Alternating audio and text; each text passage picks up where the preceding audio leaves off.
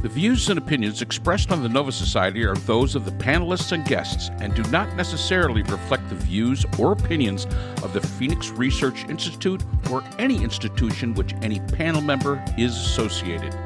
Reproduction or dissemination other than for the purpose of education or information without the express written permission of the Phoenix Research Institute or Nova Society Media is strictly prohibited. Welcome to the Nova Society. I'm your host, Dr. Brooklyn Ann Weldon, and I'm here with the panel, Dr. Scott Gershwer and Dr. Mark Bound. So for all you Boundies out there, today our panel will be answering listener emails, and we have a question from Ronnie, who hails from Dallas, Texas. Ronnie asks, in an episode last week, Scott, so we have some Gershwerites. Scott said that Americans are placing too much responsibility on the POTUS. Why do you think this is, and how, if it has happened, did it happen? So we've got Boundies and Gershwerites. All right, Gershwerites. Or anti-Gershwerites. I guess what this is actually referencing is your comment about the First Amendment and that the power actually should lie with Congress. And we now see the power lying with the president. That, I believe, is the... Right, the articles, yeah. Yeah, correct. Right, Article 1 is Congress, not the presidency. Article 2 is the presidency. Article 3 is the judiciary. And I don't think that was an accident. I don't think it was either. When do you think this all started? When do you think that we got it turned around? Well, I think clearly, it's gone back and forth between you might call strong and weak presidents, and it really depends on the personality of the president. You could look at, for example, let's say, was Ronald Reagan a strong president? He was a great communicator. He made a lot of decisions. But at the same time, the famous stories of him sitting down and having a scotch with Tip O'Neill and hashing things out probably had more to do with the power of the House Democrats than it did the power of Ronald Reagan. While Reagan is remembered as a big tax cutter, he also increased taxes, I believe, 11 times after that first big tax cut. People seem to forget that. But that was the sort of power, I suppose, of a Tip O'Neill as a powerful House Speaker. I don't know. It just seems to me that it kind of goes back and forth. Right now, of course, say in the current administration, Biden administration, Joe Manchin was the most powerful person in the country. Joe Manchin was the swing vote that said, we're going to do this, we're not going to do that. And there was nothing that Joe Biden could do about it other than have him come to the White House, sit down and talk to him and try to work out deals with him.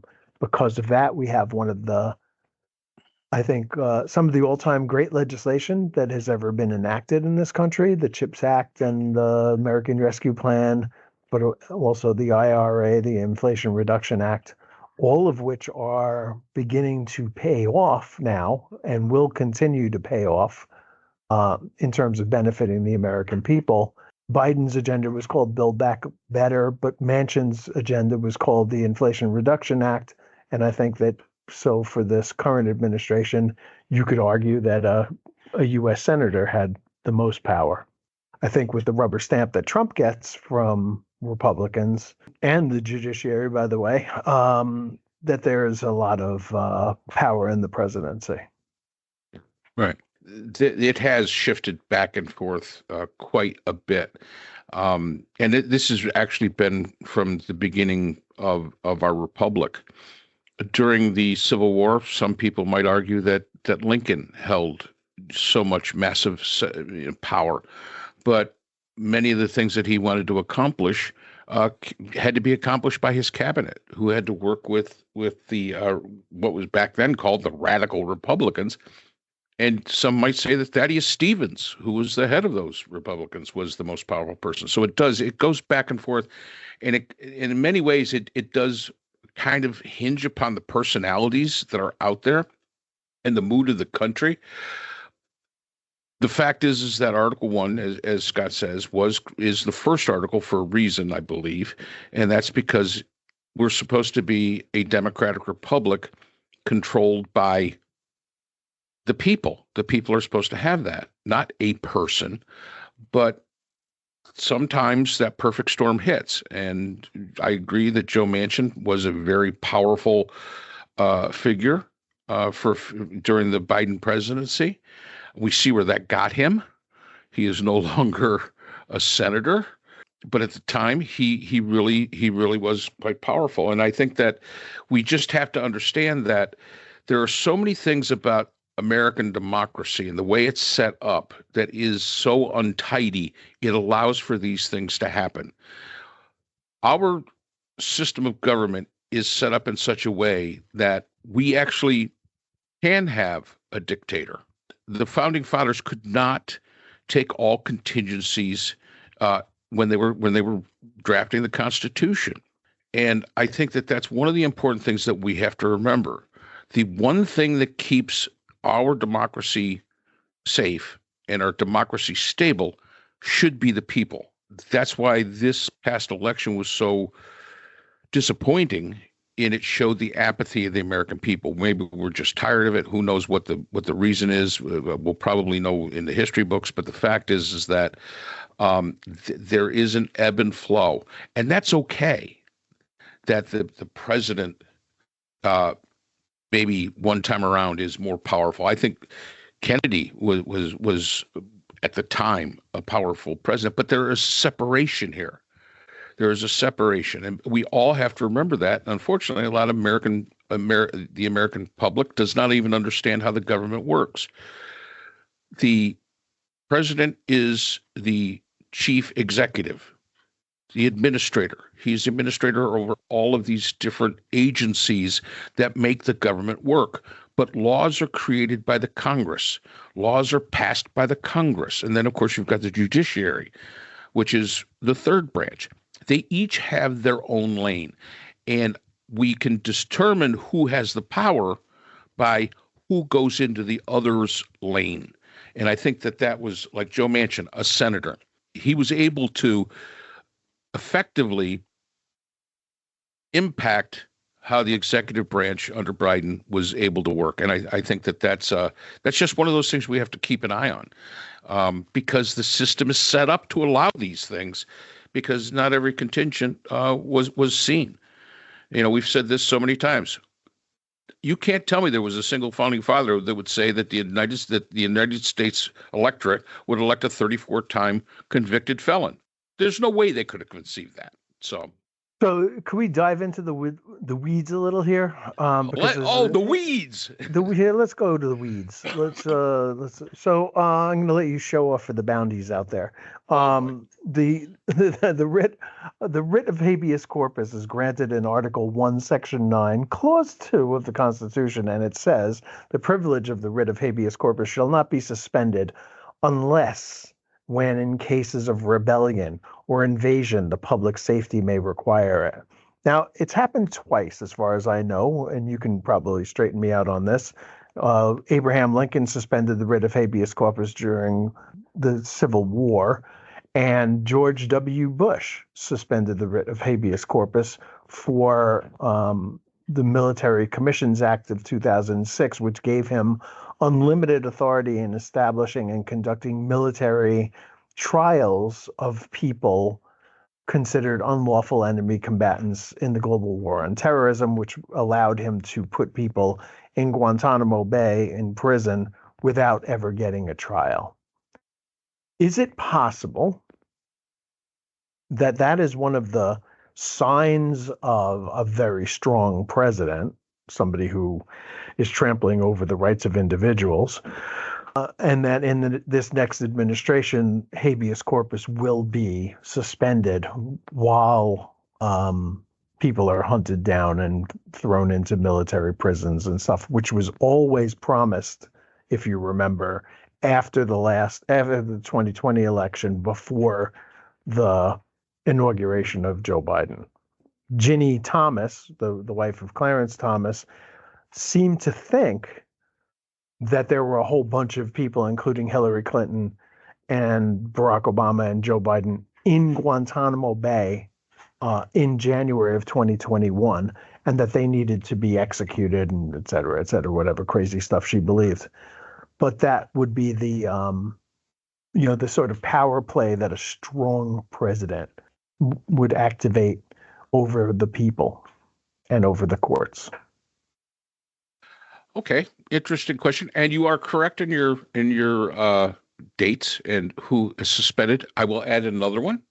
John Adams, back in 1801, also suspended habeas corpus before the inauguration, but it was only suspended in the city of Washington, D.C. So there is another example of it, and it was only one day. Each one of these examples where habeas corpus was suspended was done so with a justification that could be stomached by the populace. Let me just say that. George Bush, when he suspended habeas corpus, the country had been attacked. We were run by emotion more than we were run by our brain, and I think that's why he was able to get away with the Habeas Corpus Act. Plus, the way it was framed was habeas corpus was not against the citizens, you and I, but was against that evil group that had attacked. So that was the way it was framed, even though legitimately it could have been anybody, but we don't see it that way. I mean, there was this enemy. Habeas corpus is suspended because it's in the way of us, tackling the enemy, and it really has nothing to do with us until I would say it does, and it didn't, thankfully, have anything to do with us. Again, Adams did it because of an inauguration and only in one city, because in 1801, new country, George Washington's gone. They basically it was more for security than was for anything else. And it was only one day, so it wasn't something that really impacted anyone. Lincoln, of course, we're talking about a time of the Civil War. There's other times of which he could make the argument to the people, especially to the people of the North. I'm not doing this for you people in the North. I'm doing this for those enemies of ours down in the South. So what would be the argument for a President Trump to suspend habeas corpus? That's the first question I think we have to ask ourselves. Is it going to be because those liberals we're spending it because those liberals are destroying the country? Would that be acceptable? Forget the Trumpettes. Forget the cult of Trump. Would that be acceptable to those not all in Republicans, not all into Trump Republicans? And that's really, I don't think that it would. Good question is whether or not the courts could do anything about it. I believe the Supreme Court could. I think they have that. I think they have the capacity to do that. Could the legislature do something about it? Yes, but you've got to be able to enact a law, and we all know how quickly that the legislature works, which is not quickly at all. It would be a dangerous time. It would truly be a dangerous time for the country and it, as you said, it's been threatened. It has been absolutely threatened. When we're talking about, again, I'm going to suspend habeas corpus so I can go out and I can get all those illegal aliens. That's why I'm doing it. Now, to the Trumpettes, they may say, yeah, that's a great idea. But when you suspend habeas corpus, it's not just for one group of people. You've suspended habeas corpus across the country. And therefore, everybody is no longer has that protection. But again, we don't see it. If it's not directly impacting us, that's so much the American mindset. If we don't see how it directly impacts us, we can accept pretty much anything. And we don't think farther down the road of what all of this means, because once they've got everybody that they went after, What's to say they don't come after you? I don't know if that answered your question exactly. I'm not really Sorry. sure that the question could be answered. Oh, sorry. No, I was just thinking about what Mark was saying. I think it's in Hungary, under Orban, that the resistance against Orban has kind of died down. I mean, people are accepting of what he's doing, whatever he's doing, and apathy has risen very much as it has under Putin. People have just disconnected and are experiencing a lot of enemy. They don't care about what happens or what Orban does, so he can pretty much do whatever he wants. So there's a lot of disengagement, and with fewer people voting this time in this our American election in 2024 than voted in 2020, and people asking what's a tariff after the election, and did Joe Biden drop out after the election, and people don't seem to really know what is going on or even really care.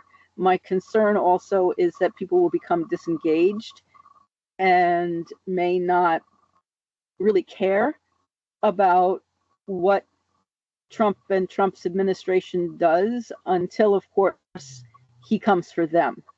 And by then it will be too late to do anything about it.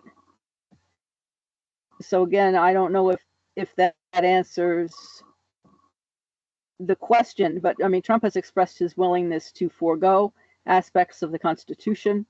So much will depend on whether the Senate has the spine to not do what he wants, whether any of the guardrails that prevent a dictator and an authoritarian from exercising unheard of power in the United States will prevent a dictator from expanding the powers of the presidency, and that I think we don't know that yet.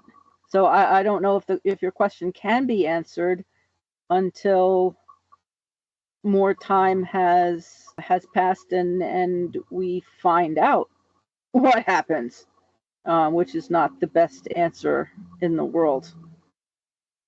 No, but Right. it's a consistent answer. It is like I said in a previous podcast. When we see something happen, we react to that. We don't react to what ifs. We react to what is actually happening.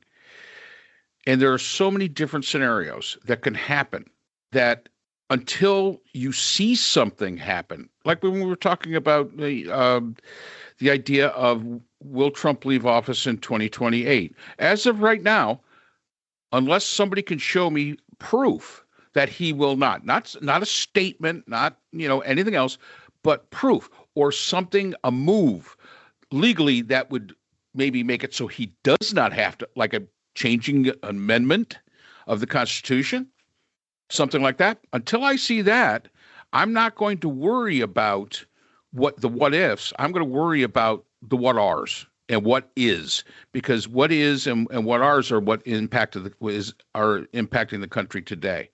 Well, Ronnie from Dallas, Texas, thanks for the question. And Mark, keep your eye on habeas corpus.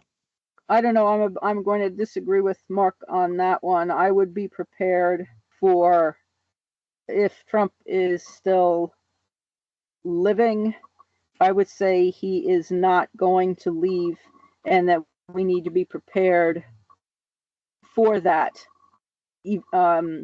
possibility or probability. And he has already mentioned something about a third term and how wonderful it would be if someone could make that happen.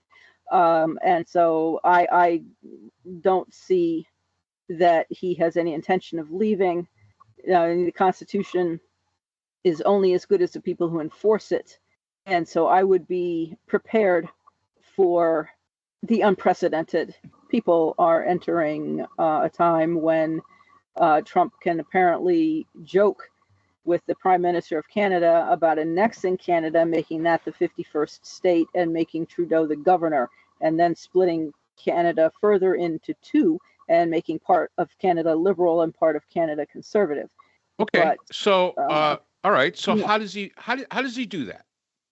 I have no idea. He does it, would imagine. All right, so you have no idea. So how do you prepare for it? I'm not an attorney.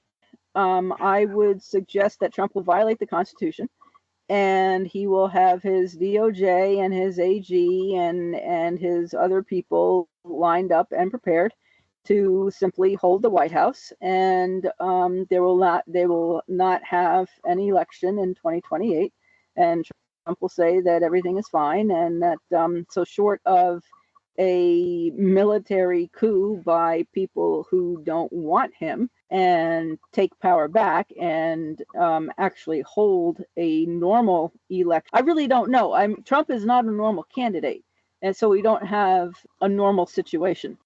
I think you're gonna face not just the wrath of the Trumpies, but the wrath of the bounties there. Me? Yeah. Why? Because I made a suggestion of what I think is because no. Just there are so many. There's How so dare many. You disagree with Dr. Bounds? No, it has nothing to do with it. It has to do with there's so much what ifs. You can't live your life by what if. What if the sun didn't come up tomorrow? Is it possible? Yes. No. How many divisions does Justin Trudeau have to put on the front lines of the border between Canada and the United States of America? We have definitely not enough. Definitely not enough. There's Canada's there's your mechanism. Canada's population is 1/10 the size of the United States. However, Canada is part of the British Commonwealth. Also part of NATO. I know. So guess what? If the United States attacks Canada, Article 5. Yeah, I know. Well, the British Prime Minister has already said, Trump has apparently pushed the Britain to choose between the EU or the United States, and the British Prime Minister, Keir Starmer, has already said we're not going to choose. That's a false choice. And Churchill and other leaders, we don't have to choose, and we're not going to do that.